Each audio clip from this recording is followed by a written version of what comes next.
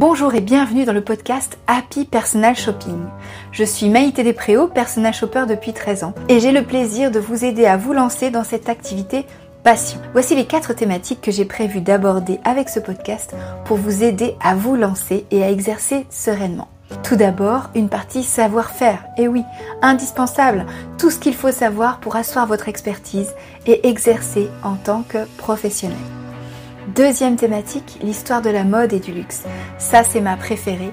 C'est une thématique qui va vous permettre d'élargir votre culture mode, qui me paraît indispensable pour appuyer le discours technique.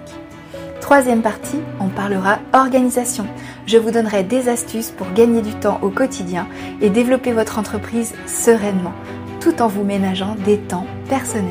La dernière thématique est dévolue aux inspirations. Tout ce qui va vous permettre de vous nourrir, de nourrir votre culture mode bien sûr, mais aussi votre créativité pour mieux accompagner les personnes qui vont vous faire confiance. Si ça vous plaît, alors je vous propose qu'on commence tout de suite avec l'épisode du jour. Comment développer son réseau ? Les clients.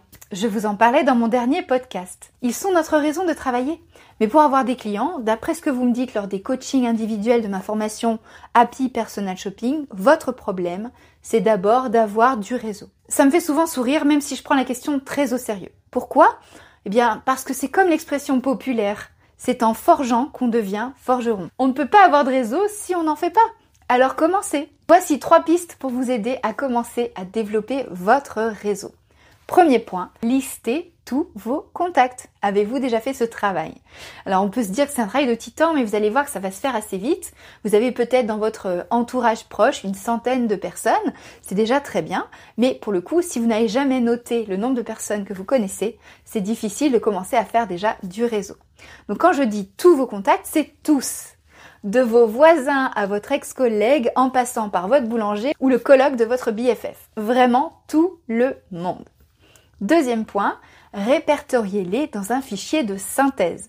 Pour cela, vous pouvez utiliser par exemple le modèle CRM personnel de Notion. Je vous mets un lien ci-dessous si vous ne connaissez pas cette application géniale. Vous pouvez aussi utiliser un logiciel de tableur classique comme Excel.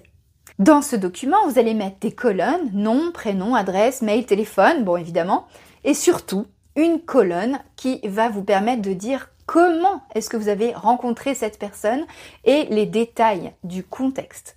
Pourquoi ? Parce que cette information-là va être cruciale au moment de recontacter la personne. Troisième point, pensez à écrire un message type aux personnes que vous voulez contacter. Alors, c'est un message différent en fonction du type de personne, mais c'est un message qui va être le même pour une catégorie de personnes.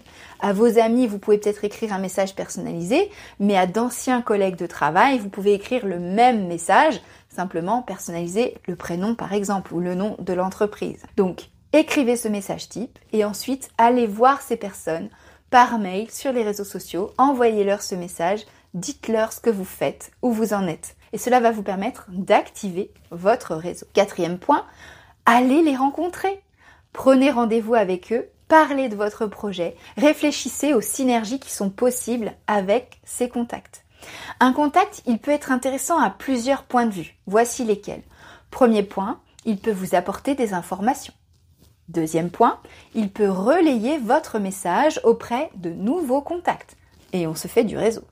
Troisième point, il peut vous mettre en relation avec d'autres personnes. Ça aussi, c'est important. 4e point, il peut être prescripteur et vous apporter de nouveaux clients. 5e point, il peut peut-être être lui-même client. 6e point, il peut aussi devenir un partenaire et vous aider à développer votre activité. Donc vous avez tout intérêt à recenser, comme je vous le disais, toutes les personnes que vous connaissez, parlez de votre projet, parlez de votre activité de personal shopper. Et c'est comme ça que vous allez pouvoir de fil en aiguille rencontrer plus de monde, trouver des synergies, des possibilités et donc développer votre activité. Moralité, sortez, rencontrez un maximum de personnes, participez à des associations d'entrepreneurs, des groupes d'intérêts communs, faites la connaissance des personnes de vos cercles proches, cherchez à rencontrer les personnes clés de votre quartier, de votre commune, des associations de commerçants de votre commune et aussi peut-être les entreprises et les clients potentiels que vous avez peut-être déjà en tête. Votre réseau est là, tout proche. J'espère que ce podcast vous a plu. N'hésitez pas à me le dire en commentaire. Dites-moi aussi comment vous faites du réseau.